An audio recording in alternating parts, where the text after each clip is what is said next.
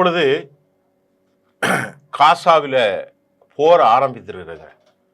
ஒரு மிகப்பெரிய அபார்ட்மெண்ட்ஸ் தரைமட்டமாகி இருக்கிறது. மீண்டும் கொடூரமான தாக்குதல்கள் ஆரம்பிக்கப்பட்டிருப்பதாக அறிவிக்கப்பட்டிருக்கிறது. இந்த தாக்குதலை எஞ்சிய கட்டடங்களும் கூட தற்போது குறிவைத்து தாக்கப்பட்டிருப்பதை உலகம் மௌனமாக பார்த்து கொண்டிருக்கிறது. ஏன் இந்த பரபரப்பு என்றால், பிரான்சும் மற்றும் கனடா போன்ற நாடுகள் இவர்களை அங்கீகரிப்பதாக இந்த மாதம் 10ஆம் தேதி யுஎன் செக்யூரிட்டி கவுன்சிலில் அங்கீகரிப்பதாக அவர்கள் பேசி கொண்டிருந்ததை அமெரிக்கா மறுபடியும் சொல்கிறது, நீங்கள் அறிவிப்பெல்லாம் ப்ரெஸ்ஸில் தான், மீடியாக்களில் தான் இருக்கும், அது சாத்தியமில்லை என அமெரிக்காவினுடைய செய்தி தொடர்பாளராகவும் வெளிவிவகாரத்துறை அமைச்சகத்தின் சார்பிலே வெளிவிவகாரத்துறை அமைச்சர் மார்க்கோ ரூபியோ அறிவித்திருப்பதன் இடையில் ரொம்பவே ஒரு ஆங்கிரி ஹமாஸ் அவர்கள் மிக கடுமையான பாதிப்புக்கு உள்ளாகக்கூடிய அளவில் அங்கே ஏராளமான குடும்பங்கள் வாழ்ந்து கொண்டிருந்த ஒரு ரெசிடென்டல் அபார்ட்மெண்ட்ஸ் அது தரைமட்டமாக்கப்பட்டிருக்கிறது. அதுதான் இப்பொழுது உலகத்தின் பெரிய செய்தி. இதை ஏவுகணைகளை கொண்டுதான் அவர்கள் தாக்கியிருக்கிறார்கள். விமானங்கள் மூலம் குண்டடிப்பட்டு அது அவ்வளவு பெரும் சேதாரம் வராது. ஆகவேதான் ஏவுகணைகள் மூலம் அப்படியே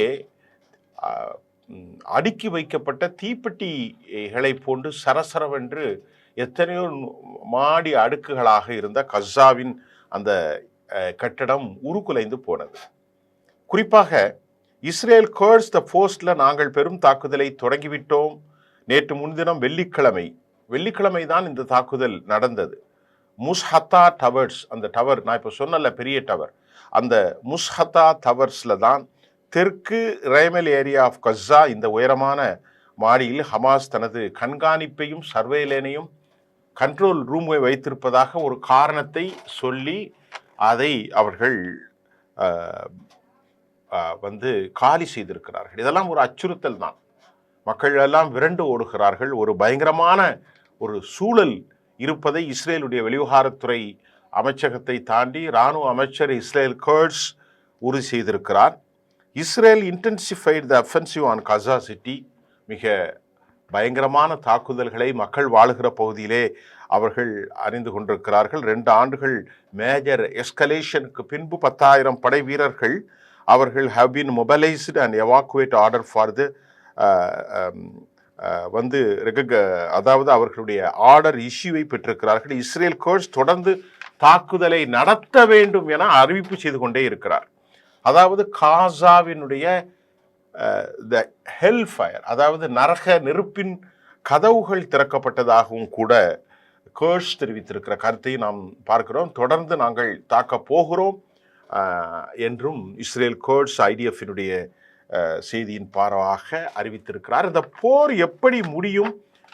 எல்லா பிணைகளையும் வெளியேற்றி ஆயுத மௌனிப்பு ஒன்றை தவிர போர் முடிய போவதில்லை என ரொம்ப வலிமையாக தற்போது இஸ்ரேல் அறிவித்து கொண்டே இருக்கிறார்கள். ஆயுதங்களை அவர்கள் கீழே வைத்து ஹொஸ்டேஜ் அனைவரும் விடுதலை செய்ய வேண்டும் என்று சொல்லியிருக்கிறார்கள். இதற்கிடையிலே ஹமாஸினுடைய ஒரு வீடியோவில் கிலோபா தலால் அல் சலாம் OHL அவர்கள் பிணை கைதிகள் 2 பேரும் பேசிய அந்த வீடியோ, உருக்கமான வீடியோ வெளியாகி இருக்கிறது. பாவம், இளம் வயது எந்த பாவமும் செய்யாத யூத இளைஞர்களை 22 மாதம் அவர்கள் கஸ்டடியிலே வைத்திருக்கிறார்கள்.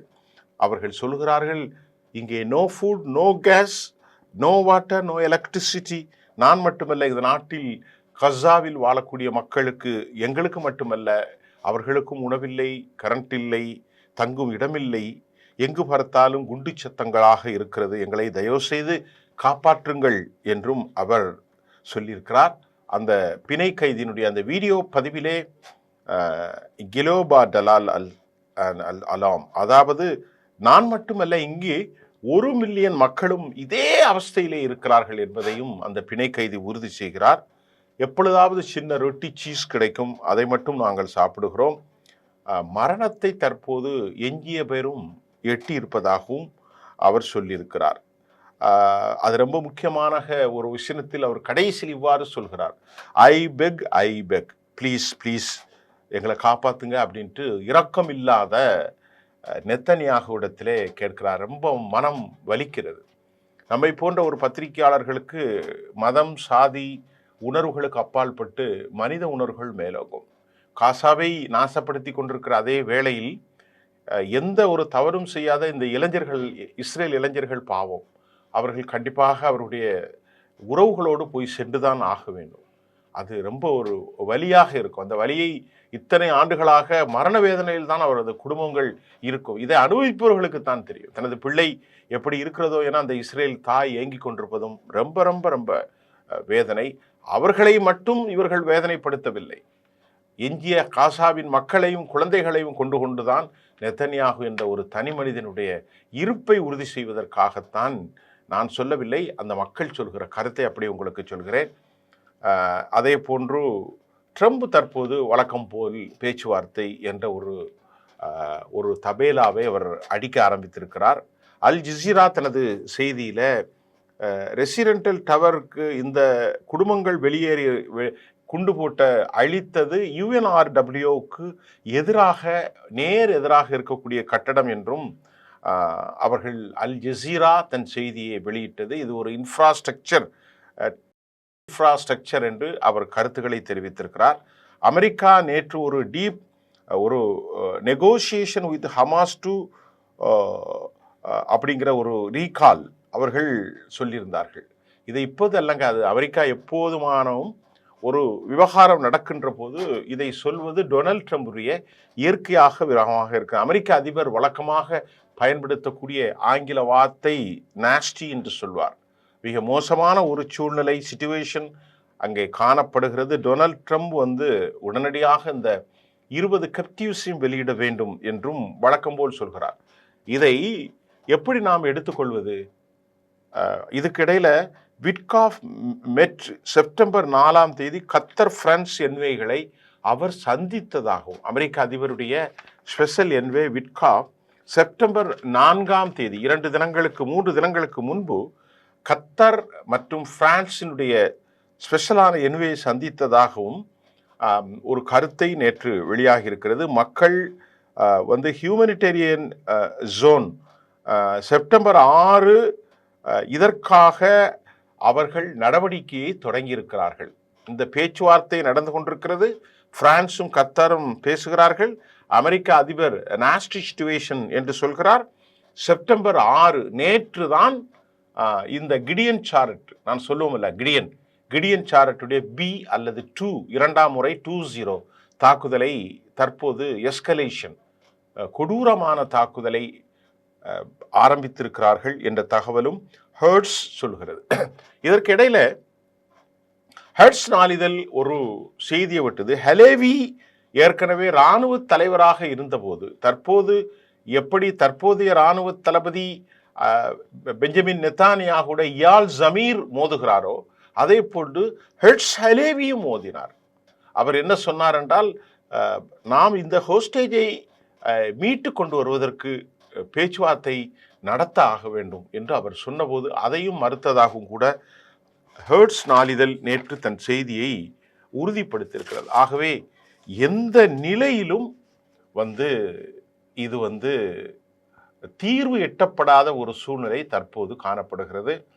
இதில் ஒரே ஒரு உண்மை, விட்காஃப் பேச்சுவார்த்தை பிரான்ஸோடும் கத்தருடைய என்வையோடும் நடத்தியதாக நமக்கு இப்போது சொன்னாலும் 2 வாரங்களுக்கு முன்பே, ஒரு வாரத்திற்கு முன்பே 10 நாள் இருக்கும், மிக கடுமையாக பூட்டப்பட்ட அறையிலே, அதாவது போர்ட்போலியோவுடைய அமைச்சர்களும் வார் கேபினெட்ஸ்க்கு இடையில நடந்த 6 மணி நேரம் நள்ளிரவிலிருந்து விடியற்காலை வரை நடந்த பேச்சில் கடுமையான வார்த்தைகள் வெடித்து கடைசியில் அரசின் கட்டுப்பாட்டை நான் மீற மாட்டேன் என இயால் ஜமீர் கட்ஸோடும் ரொம்ப பிரைவரி, ரொம்ப தைரியமாகவும் நாங்கள் போருக்கு we will enter Gaza war zone, will annihilate all Hamas cadres, அவர்களை அழித்து வெளியேறுவேன் என்று அவர் சொன்னார்.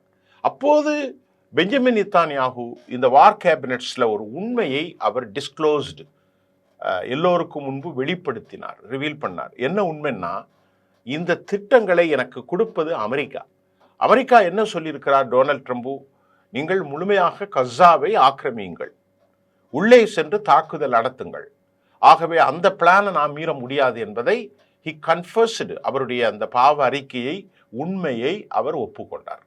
இப்பொழுது அமெரிக்கா இதெல்லாம் தெரியாததை மாதிரி நடித்து கொண்டிருக்கத்தான் ஸ்டீவ் விட்காஃபின் மூலம் பேச்சுவார்த்தை நடத்துகிறார்கள். அமெரிக்காவின் திட்டம்தான் நேற்று 6ஆம் தேதி தொடர்ந்து தாக்குதலை ஆரம்பித்தார்கள். முஸ்தஹா என்கின்ற மிகப்பெரிய முஸ்ஹிதா என்கின்ற டவர் காலி செய்யப்பட்டதை உறுதி செய்தது. இஸ்ரேல் கர்ட்ஸினுடைய போஸ்ட் தெளிவுபடுத்தியது. அதை போன்று நாம் இப்பொழுது சொல்வதை போன்று அல் ஜசீரா என்னென்ன நடந்தது என்பதையும் அவர்கள் சொல்லிக் கொண்டிருந்தார்கள்.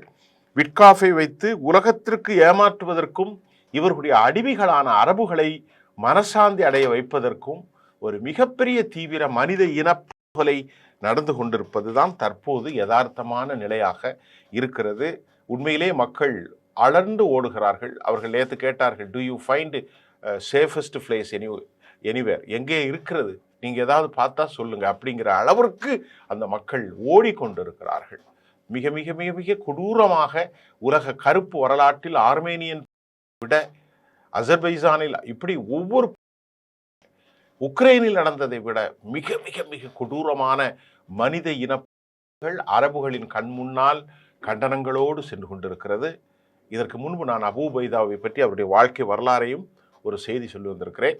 இதில் ரொம்ப வருத்தப்படக்கூடிய விவகாரம், இஸ்ரேலுடைய அந்த கைதிகள் இளம் வயதினர், பாவம், அவர்கள் எந்த ஒரு தவறும் செய்யாதவர்கள், அவருடைய தாய் தந்தைகளும் சிரமப்பட்டு கொண்டிருப்பதை மனிதநேயத்தை நேசிக்கிற எல்லோரும் அவர்களை விடுதலை செய்யப்பட வேண்டும், அமைதி திரும்ப வேண்டும் என்பதுதான் நமது பார்வையாக இருக்கிறது. நன்றி.